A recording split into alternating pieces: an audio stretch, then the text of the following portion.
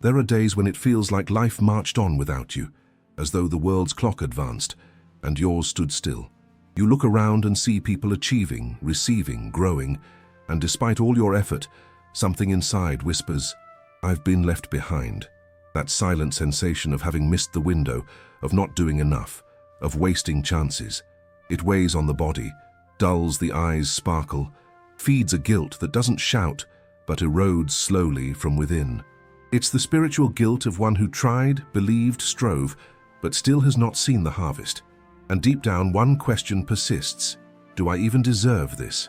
Napoleon Hill taught that fulfillment stands on three pillars: burning desire, a well-defined plan, and intelligent persistence. Yet he also understood, and few ever grasp, that true success does not spring from the force of desire alone, but from the inner structure able to sustain it. To desire is to plant, to persist is to water. But without a strong character structure, the harvest slips through your fingers. The universe does not grant to prove a point. It grants when you become the point, when your vibrational field becomes the mirror of what you ask. That process, invisible as it is precise. It never miscalculates timing. It only waits until you are ready to hold what you've asked for, without breaking. Neville Goddard called this process assuming the state. He taught that one must internally wear the identity of what one desires before the external fact appears. It's like putting on a garment that does not yet exist, but by embodying it within consciousness, the external world has no choice but to conform. When you internally assume the state of abundance, love, confidence, the world cannot resist reflecting that vibration. But the reverse is also true. If you still wear the frequency of doubt, the universe cannot grant what you ask, because it responds only to what you are. The journey to abundance begins where urgency ends. It is not a race. It is a process of vibrational alignment between desire and identity. While the desire yells, the soul whispers, and it is in the silence between them that the universe measures your vibrational merit, not as moral judgment, but as energetic maturity.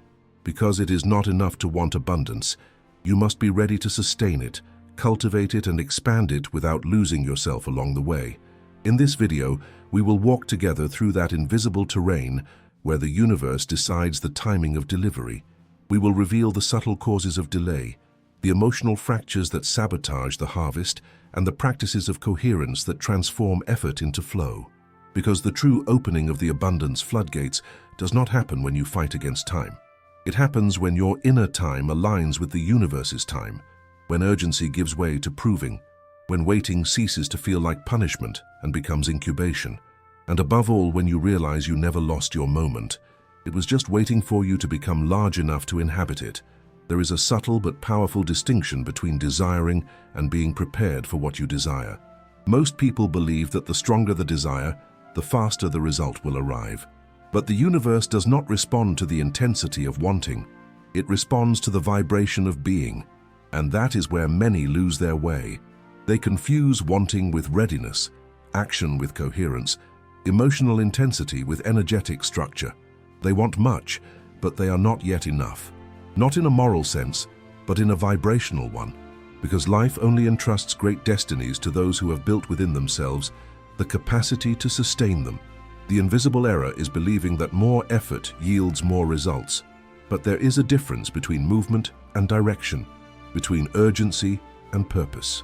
Napoleon Hill referred to this as intelligent action, taking steps aligned internally, not just with brute force. When you move in misalignment, you generate noise in the field. It's like trying to hear a melody while someone continuously twists the dial on an old radio. You might get fragments, but the sound is distorted, unstable, fragmented. What should be harmony becomes interference. Excess action without coherence is that vibrational interference. The more you try to force, the further the flow recedes. True abundance is not won by a higher volume of effort, but by harmony between what you desire and what you are.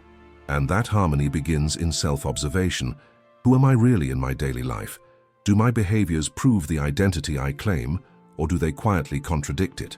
Because the universe does not listen to promises, it monitors frequencies, and frequencies are forged moment by moment through the simplest gestures: how you respond to delay, how you treat money, how you speak of yourself, how you vibrate in others' success. Each small act is an energetic statement, a secret inventory of the soul, revealing whether you already vibrate as one who owns what you desire or one who still begs to receive. The metaphor is clear. The destiny is like a rare wine, rich, dense, full of complex notes. Identity is the glass that receives it. If the glass is too fragile, the precious liquid spills, cracks, loses flavor, not because the wine is too much, but because the glass was not ready to hold it. So it is with dreams. The universe does not refuse your prayers. It simply waits for the vibrational solidity of your inner vessel. That strengthening does not occur in the hurry of wanting, but in the patience of becoming drop by drop until your internal vessel is worthy of the liquid you asked for. Because destiny is not a reward. It is a weight of gold, and only hands prepared can hold it without trembling. There is a profound difference between what you say you want and what your field actually emits.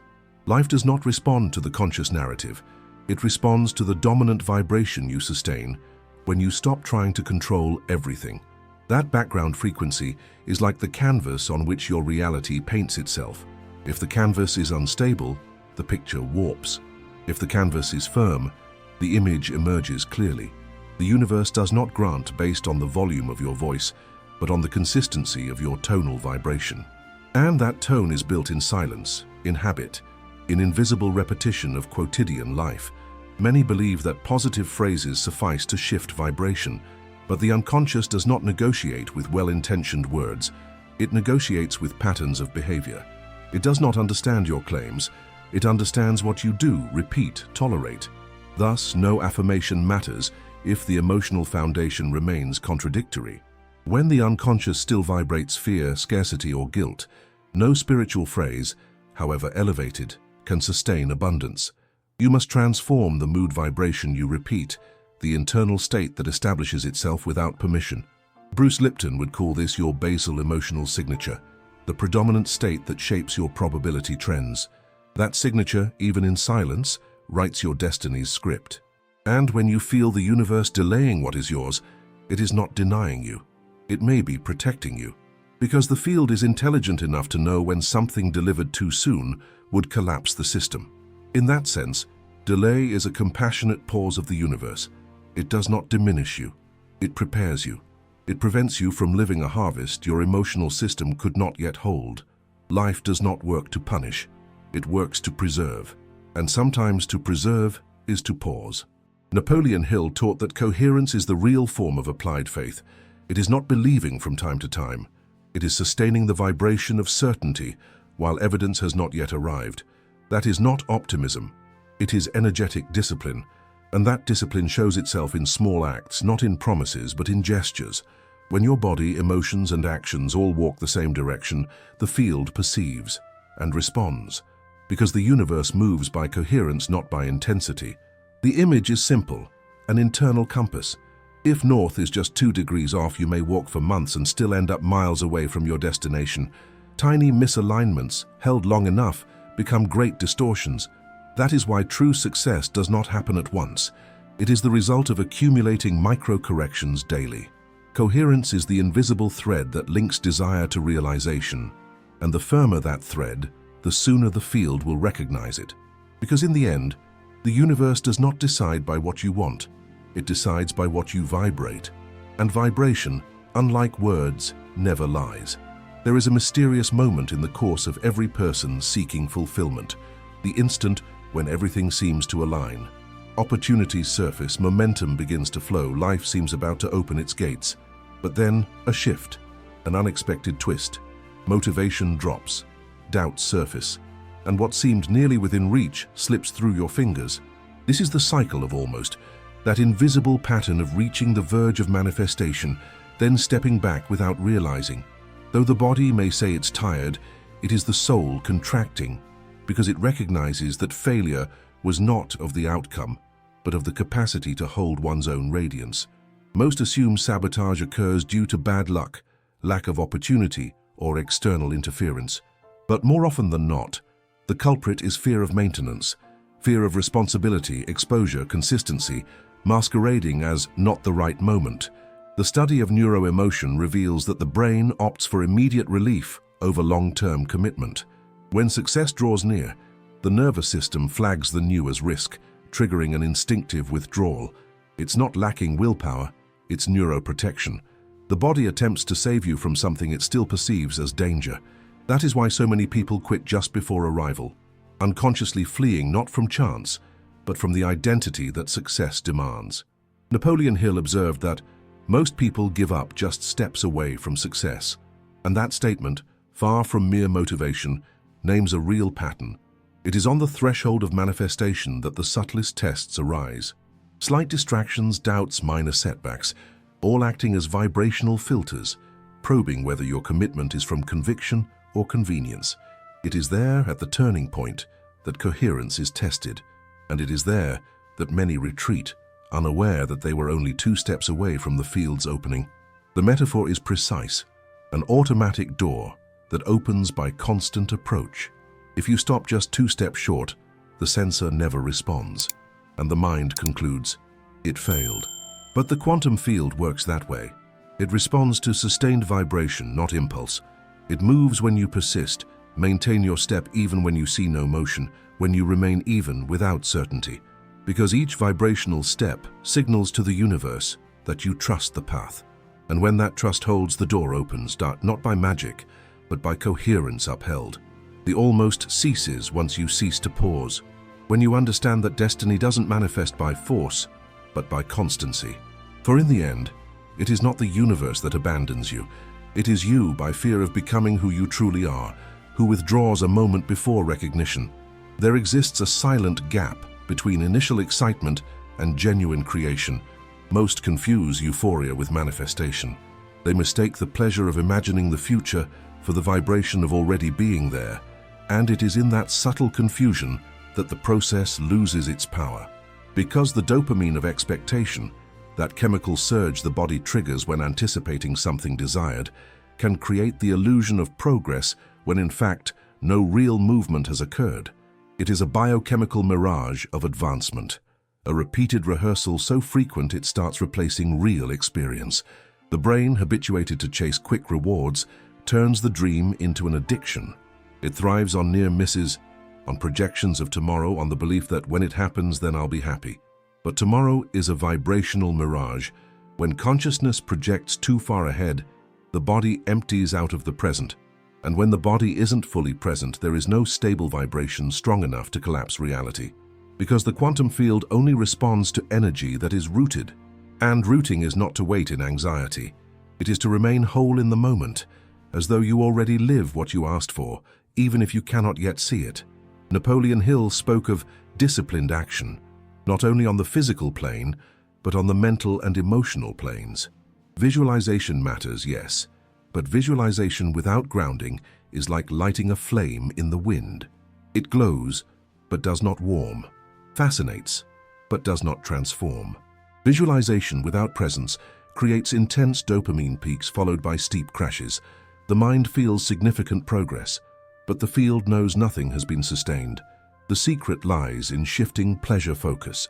The pleasure of execution must outweigh the pleasure of anticipation.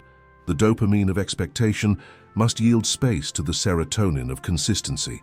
It's the pleasure of silent delivery, aligned routine, practice that doesn't seek applause.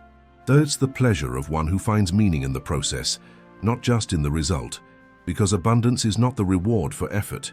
It is the reflection of coherence. Life rewards those who stand grounded in presence, and presence only arises when there is silence enough to hear your own flow. Joe Dispenza calls this the presence window, small intervals in the day when silence becomes focus and focus becomes strength. It is in those moments, when body and mind unite in a single time, that the field responds. For the universe does not interpret urgency. It responds to stable vibration. It responds to consistency. It responds to those who vibrate calmly, with the certainty that truth does not need to rush to become real. The dopamine of anticipation is like a high blaze. It illuminates but burns out quickly. Destiny is like internal fire in metal. It heats slowly, but shapes what it touches. The first seeks spectacle, the second seeks consistency, and that is the difference between fleeting enthusiasm and lasting manifestation. Because the universe is not impressed by the sparkle of intentions. It opens to the warmth of presence, and presence is the quietest and most powerful fuel of creation. There is subtle wisdom in setbacks, a silent intelligence behind every unexpected shift, every delay, every door that seems to close just when things were starting to align. On the surface, they appear as obstacles, spiritual blockages, or signs that the universe has abandoned your dreams. But in truth, they are rehearsals of vibrational consistency, small tests that reveal not how much you want something, but how ready you are to sustain it when it arrives. Napoleon Hill referred to these as temporary setbacks. He wrote that apparent failure is not a verdict, it is a redirection, an adjustment, a way for the universe to show that the path to the summit sometimes needs a new step, a more mature view, a firmer posture. The problem arises when, at the first sign of difficulty, the human mind reacts with frustration. The pain of delay awakens ancient beliefs. This is not for me. Something is blocking me. Maybe I don't deserve it. But the universe does not punish. It refines. It does not prevent you from advancing. It tests whether you still vibrate in harmony with what you asked. These subtle probes appear in the little things: a delayed response, a misunderstanding, an unforeseen conflict, an unplanned pause. Each event is a silent question. Do you still trust? And in that moment lies real merit, not in the harvest, but in the reaction to obstacle. Because it's easy to remain coherent when everything flows. The challenge is sustaining vibration when flow seems stalled. And it is there, in the apparent silence, that the universe calibrates your energy for the next expansion. Bruce Lipton, in studying cellular behavior, found that organisms do not grow in comfort. They grow in response to stimulus. Human consciousness works the same way. It expands in reaction to challenges, not absence. Thus, each no can be the precursor to a more coherent yes. What the universe does not deny what is yours. It reorders conditions until you are mature enough to receive without losing yourself. Picture a golden funnel. Only what carries sufficient density passes. What is too light, too shallow, too inconsistent is lost in the process. Abundance works similarly. It demands vibrational weight, and weight is not force, it's solidity. Coherent emotional stability. Stability creates capacity. Each test, each delay, is a purification of what lacks that weight. Because abundance is not randomly distributed, it flows to those who become firm vessels, to those who learn to convert missteps into direction, delay into focus, and disappointment into faith. These rehearsals are not punishments, they are tests of attunement. Each obstacle is an opportunity to prove you remain who you claim to be, even when nothing seems to affirm it. And it is at that moment the field opens, the moment the universe senses that your vibration no longer depends on result. For in that quiet neutrality, that place of mature acceptance, destiny ceases to test and begins at last to trust. Every manifestation has an invisible foundation, the beliefs that support or deny its worthiness. It is in those beliefs that destiny rests before becoming form, and it is in them too that abundance often fractures before being born. Because there is no point in asking for prosperity while the unconscious whispers, "Who am I to receive this?" There is no point in desiring stability while deep down you fear that everything will fall apart later. The conscious mind prays, the unconscious cancels, and the universe, ever faithful, only reflects the dominant vibration. These beliefs do not arise from malice, but from experience. They are emotional memories that, through repetition, become internal truths. It's hard to prosper. Money corrupts. Happiness doesn't last. Each such idea creates micro fissures in the vibrational field through which the energy of abundance seeps out. Bruce Lipton's biology of belief shows that the body obeys what the mind believes. Every sustained thought triggers biochemical reactions that confirm the associated emotion. The body seeks evidence to validate the belief, even if it means blocking expansion. The belief becomes destiny, not because the universe wills it, but because you vibrate the prophecy before you live it. True inner alchemy begins when you dare to look at these beliefs without judgment, to see them not as enemies, but as instructions. Every "I cannot" is an invitation to reinvention. Every "I don't deserve" is a memory awaiting an upgrade. The process is like replacing the foundation of a house without tearing it down, delicate, patient, room by room. First, detect the mother belief, the root that supports all others. Then craft a bridge belief, one plausible enough to receive without triggering resistance. Finally, validate it with micro-evidences every day, tiny acts that confirm the new vibration, until the body trusts and the universe follows. Napoleon Hill taught that faith must become a mental habit, not fleeting emotion, but structural integrity. Faith here is the conviction you can receive good without breaking inside. That abundance need not consume you nor prove you. It just needs to recognize you. For the universe does not deliver to one who begs, it delivers to one who sustains. To sustain is to have the internal system rewired for arrival. To understand that result stability always follows emotional stability. Success, when it arrives, simply amplifies what you already vibrate. That is why true preparation is not to conquer, but to contain. Not to receive more, but to receive without fracturing. And that silent serenity is the supreme alchemy of belief. Receiving is not the end. It is the beginning of a new vibrational responsibility. The universe measures success not by what arrives, but by what you can sustain without being undone. Many ask for abundance, but few understand the mastery of living it. To sustain is to remain coherent even after crossing the threshold. To continue vibrating gratitude after the desire is fulfilled, not only while waiting. To turn gain into culture, not exception. Napoleon Hill taught that persistence is the twin of faith, that persistence is not a perpetual hustle, but a quiet maintenance of inner state. It is like a flame that stays lit, not by raging heat, but by constant vigilance. Spiritual discipline is not severity, it is reverence. It is caring for what the universe entrusted to your hands. So the secret of coherence lies in a vibrational maintenance agenda. Restorative sleep, nourishing food, silence that recalibrates the field, study that expands consciousness, service that redistributes what was received. For he who does not share accumulates density, and density, when it does not circulate, becomes stagnation. There is a subtle trap after manifesting, believing the work ended. That destiny is a finish line, when in fact it is a new launching pad of growth. The universe does not deliver abundance for you to possess, but for you to become its channel. Anything that stops flowing is lost. That is why so many achieve their dreams, only to watch emptiness return.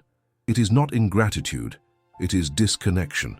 Because gain, when not ritualized, evaporates. It must be anchored in practice, repetition, and giving. A triad sustains any true accomplishment. Receive, anchor, multiply. Receiving means conscious celebration of what arrived, honoring the path traveled without pride. Anchoring means transforming the extraordinary into the everyday, creating minimal but critical routines that keep vibration alive even on neutral days. Multiplying is the pinnacle, when what came through overflows into service, teaching, inspiration, when abundance becomes collective frequency, not merely individual blessing. It is the moment when what you received becomes your purpose. The symbolic image is of a lighthouse. It does not seek boats. It simply shines. And because it shines with discipline, it is found. The lighthouse does not hurry, does not compare, does not need recognition to justify its role. It fulfills its purpose by constancy. So it is for one who lives in true abundance. Their presence becomes a guide, not by what they hold, but by what they emanate. Because prosperity is not an achievement to defend, but a frequency to maintain. And those who understand that realize that destiny is not a pinnacle. It is a platform of renewed character. Abundance is not attained once. It is renewed daily, as the being remains faithful to its light. Everything delayed was never denied. It was being shaped. What seemed silent was merely the universe adjusting frequencies, testing structures, measuring whether your inner field could at last hold what you so longed for. The waiting time, which you so often interpreted as rejection, was in truth incubation. For nothing born prematurely survives its own weight. Destiny doesn't arrive when you force it. It arrives when you vibrate in the exact frequency of what you seek to receive. And that frequency is not emotional. It is structural. It is how you live, think, respond, rest, and serve. It is the invisible sum of who you have become. Napoleon Hill taught that true faith is decision made daily, upheld by plan and perseverance, not just mental states, but practical consistency. Without operational character, dreams weigh more than they liberate. For whatever arrives before your interior maturity becomes a burden. Applied faith, lived daily, becomes a quiet magnetism. The universe recognizes those who don't cry out from desperation, but confirm from vibration. That is why coherence doesn't accelerate time. It dissolves delay. What seemed distant suddenly draws near. Because the universe does not measure by clocks. It measures by the rhythm of your internal stability. Bruce Lipton showed that beliefs shape biology. The body obeys the vibration of ideas accepted as true. When the mind believes fear, the body becomes fear. When it believes abundance, the body manifests abundance. By updating belief, you don't just change the mind, you change the entire field your body lives within, and it is that field which communicates with the universe.